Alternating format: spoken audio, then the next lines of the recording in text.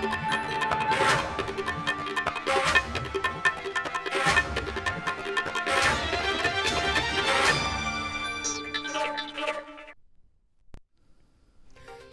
स्वागत है आप सभी का न्यूज इंडिया में। मैं हूं आपके साथ ऋचा सिंह।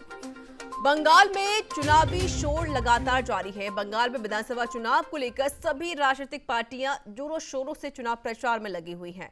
बंगाल में ममता बनर्जी को टक्कर देने के लिए बीजेपी के स्टार प्रचारक ताबड़तोड़ रैलियां कर रहे हैं और वोटर्स को रिझाने की पूरी कोशिश कर रहे हैं। इसी क्रम में आज भारतीय जनता पार्टी के राष्ट्रीय अध्यक्ष जेपी नड्डा भी बिष्णुपुर में रोड शो निकालेंगे और रैली में लोगों से रूबरू होंगे। बता दें कि जेपी नड्डा यह रोड शो बीजेपी प्रत्याशी के समर्थन में निकालेंगे, जो कुमारी टॉकीज सिनेमा हॉल से सुबह 11 बजे होगी।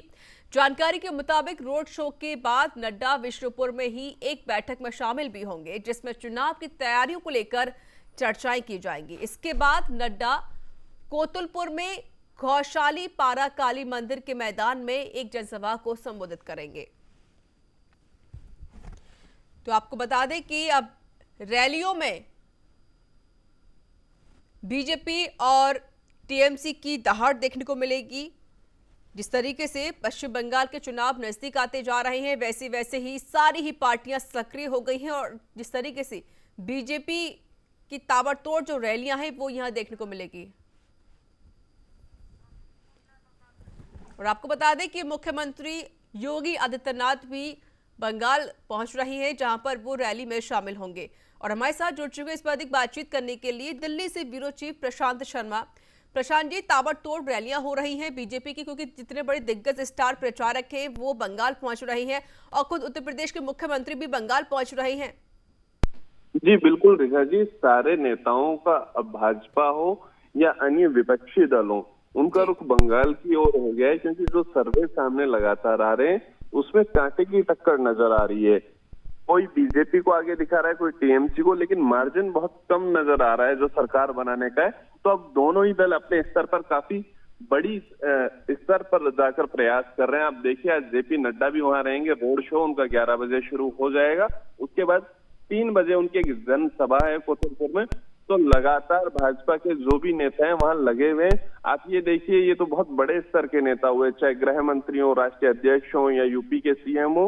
उसके अलावा मध्य प्रदेश के गृह मंत्री हैं या राजस्थान की भाजपा के नेता हैं, वो भी लगातार वहां पे प्रवास शुरू कर चुके हैं और अपने अपने इलाकों के लोग, क्योंकि आप देखिए पश्चिम बंगाल में काफी संख्या में राजस्थान के मारवाड़ी रहते हैं, उसके अलावा मध्य प्रदेश के लोगों का असर है, तो उनपे भी इनको फोकस करने को कहा गया है। बड़ी सभाओं के अलावा नुक्कड़ सभाओं का दौर शुरू हो गया है, समाज स्तरों पे उनकी बैठकें हो रही है और लगातार भाजपा हो या टीएमसी हो प्रयास कर रहे हैं कि कैसे भी चुनाव जीत जाएं। और ऋचा जी, एक बहुत महत्वपूर्ण बात आप देखिए कि बंगाल में जो भाजपा ने टिकट दिए उनमें से 4 सांसदों को उन्होंने उतारा है, जिनमें एक केंद्रीय मंत्री है बाबुल सुप्रियो। मोदी सरकार फर्स्ट और सेकंड दोनों में लगातार मंत्री हैं, उन्हें भी टिकट देके एमएलए इलेक्शन लड़ने को कहा गया है। लॉकेट चटर्जी को कहा गया है। ऐसे टीएमसी ने भी अपने एक सांसद को इलेक्शन के लिए उतारा है। तो निश्चित रूप से दोनों पार्टियां चाहती हैं कि चाहे किसी भी स्तर पर जाएं, लेकिन चुनाव जीतना है, सरकार बनानी है बंगाल में। जी ऋचा जी, बिल्कुल साफ तौर पर जिस तरीके से लगातार, क्योंकि दोनों ही पार्टियां चुनाव प्रचार कर रही, चाहे वो टीएमसी हो या फिर वो बीजेपी क्यों ना हो, और बीजेपी की तरफ से कई बड़े जो दिग्गज स्टार प्रचारक हैं वो भी बंगाल पहुंच रही हैं। स्मृति ईरानी भी पहुंची हुई थी वहां पर, और आज खुद मुख्यमंत्री योगी आदित्यनाथ बंगाल पहुंच रहे हैं।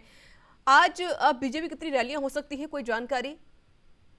जी देखिए, आज मैं आपको जो जानकारी दूं, योगी आदित्यनाथ हैं, उसके अलावा जेपी नड्डा वहां मौजूद रहेंगे। उसके अलावा मैंने जैसा आपको बताया कि कई अन्य राज्यों से मंत्री हैं।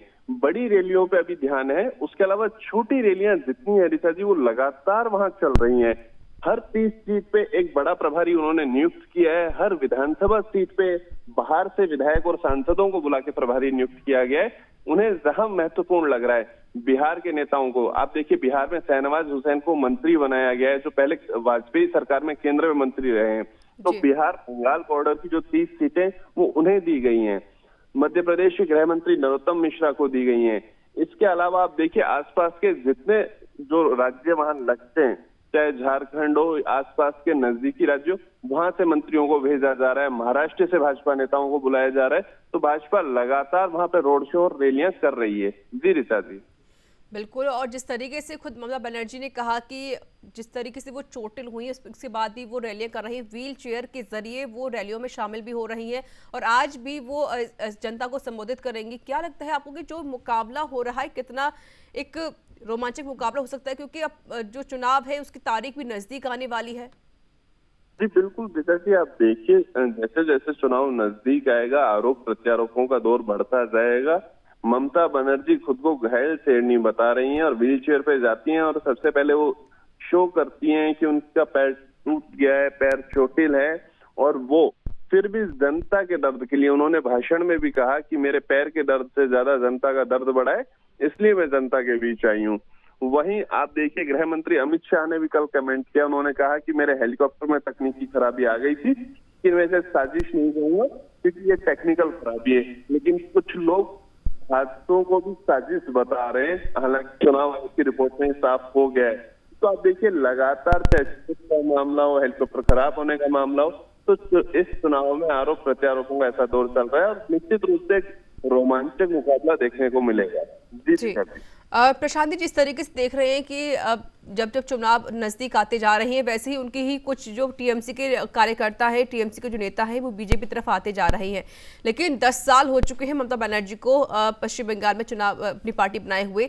साफ तौर पर हम कह सकते हैं कि जहां पर जिस तरीके से पश्चिम बंगाल में ममता बनर्जी का दबदबा बना हुआ है उससे ज्यादा दबदबा बीजेपी का तो नहीं हो सकता है। लेकिन कहीं ना कहीं बीजेपी की पूरी कोशिश है कि हम यहाँ पर सरकार बनाएं, क्योंकि जिस तरीके से उन्होंने खुद आरोप लगाए हैं ममता बनर्जी पर कि हम जो भी योजना लेकर आते हैं, केंद्र सरकार जो भी योजना लेकर आती है उसको मुख्यमंत्री लागू नहीं करती है, जिस वजह से वहाँ की जो गरीब जनता है, वहाँ के जो रहने वाले लोग हैं उनको कोई लाभ नहीं मिल पाता है। इसी के लेकर ये हमारा मुद्दा रहेगा कि हम विकास को आगे बढ़ाएंगे, विकास करेंगे पश्चिम बंगाल में, और जो भी जनता है, गरीब जनता है, उनके लिए एक योजना दी जाएगी जिसको लेकर वो आगे बढ़ सकते हैं।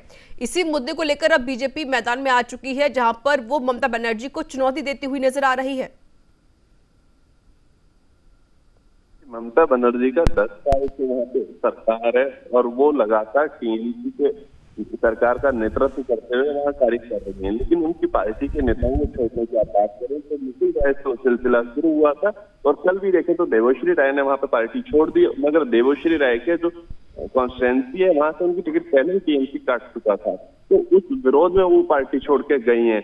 लेकिन लगातार पार्टी बदलने का सिलसिला जारी। आप देखिए यशवंत सिन्हा जो छोड़ के गए थे उनको नेशनल वाइस प्रेसिडेंट टीएमसी ने बनाया, अपने सेंट्रल इलेक्शन कमेटी का मेंबर तक बना दिया, कोर वर्किंग कमेटी का मेंबर बनाया। वहीं आप बात करें सरकारों की तुलना की तो देखिए ममता बनर्जी स्थानीय मुद्दों पे लड़ेंगी, क्योंकि 10 साल से उस सीएम है, वहां पे उनका स्थानीय राज है, तो वो वहां की स्थानीय बातें करेंगी। लेकिन बीजेपी तो पिछले बार 3 सीटों पे थी, अब वो सत्ता में आना चाह रही, तो निश्चित रूप से वो मोदी सरकार से तुलना करेगी और बताएगी कि मोदी सरकार अगर यहाँ आती है, यानी बीजेपी की गवर्नमेंट वहां बनाते, मोदी के नेतृत्व में हम काम करेंगे, कैसा काम हम करके दिखाएंगे। और निश्चित रूप से वो केंद्र सरकार की योजनाओं को ही गिनाएंगे, क्योंकि वो कहेंगे कि केंद्र अगर होता तो आयुष्मान भारत है या अन्य योजनाएं वो बंगाल में अच्छे से लागू हो पाती, चाहे प्रधानमंत्री कृषि निधि सम्मान योजनाओं तो लागू नहीं हो पाई है। ये आरोप भाजपा ने हर विपक्षी दल के राज्यों वाली सत्ताधारी पार्टी जहाँ रही है वहां पे ये आरोप लगाए, तो निश्चित रूप से बंगाल में भी वो इसी मुद्दे पे चुनाव लड़ेंगे। बिल्कुल, चुनाव की तारीख नजदीक है, आरोप प्रत्यारोप लगातार दोनों ही पार्टियों तरफ से हो रहे हैं। बहुत बहुत शुक्रिया अधिक बातचीत करने के लिए, हमसे और अधिक जानकारी देने के लिए। आपको बता देते हैं कि जेपी नड्डा आज पश्चिम बंगाल में रोड शो करेंगे, जहां पर उत्तर प्रदेश के मुख्यमंत्री योगी आदित्यनाथ भी इसमें शामिल होंगे। बीजेपी प्रत्याशी को जिताने के लिए अपील की जाएगी।